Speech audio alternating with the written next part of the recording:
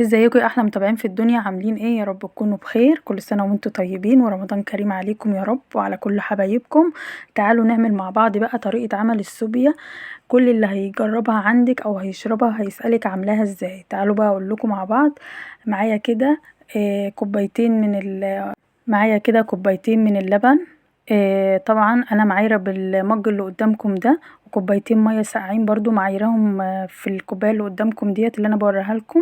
ومعايا سكر طبعا حسب الرغبه، السكر زي ما انتي عايزه.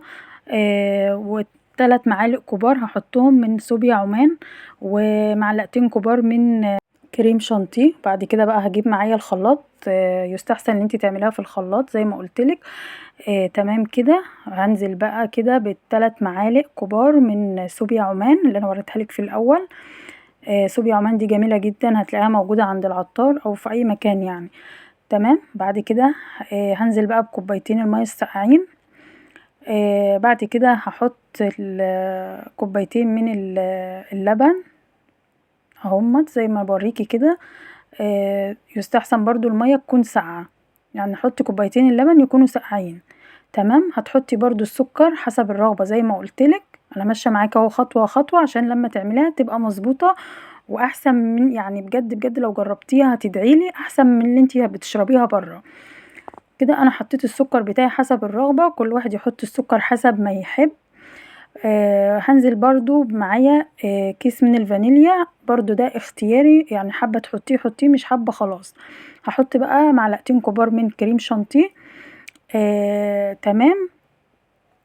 هضرب بقى كل اللي انا حطيته ده كده، هضربه في الخلاط. كيس الفانيليا هو ده اختياري زي ما قلتلك، لو مش حابه خلاص مش لازم تحطيه. تمام كده. هضرب كل بقى كده كله في الخلاط.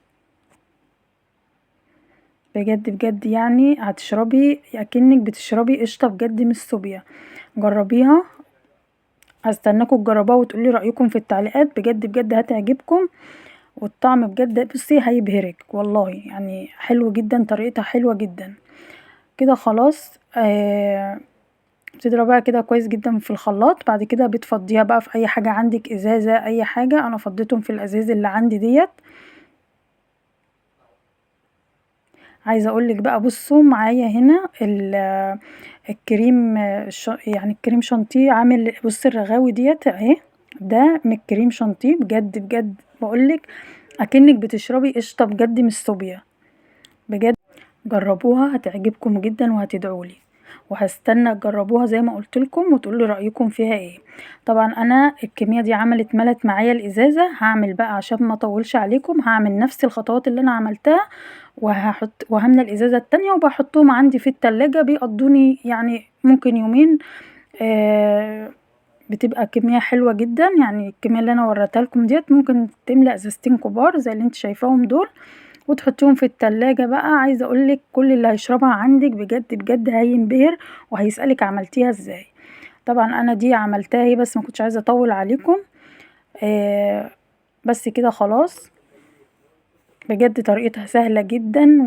وهقول لكم تاني برضو على المقادير بتاعتها بسرعه. كوبايتين ميه ساقعه، كوبايتين لبن، 3 معالق صوبيا، معلقتين كريم شانتيه، كيس فانيليا حسب الرغبه اختياري مش اجباري يعني، سكر برضو حسب الرغبه. بجد بجد الطريقه هتعجبكم جدا. ما تنسوش بقى كده لايك واشتراك للقناه وتعليق بقى حلو منكم كده، وقولوا جربوها وقولوا لي رايكم ايه. وان شاء الله باذن الله تكون طريقه الصوبيا عجبتكم. بجد الطريقة ديت هتعتمدوها على طول. جربوها وهتدعولي. وهنا هيما بيقولكوا حطوا لايك. يلا بقى حطوا لايك، ما تنسوش بقى تحطوا لايك وتشتركوا في القناة. ويا رب كده الفيديو يكون عجبكم. كل سنة وانتم طيبين ورمضان كريم عليكم يا رب.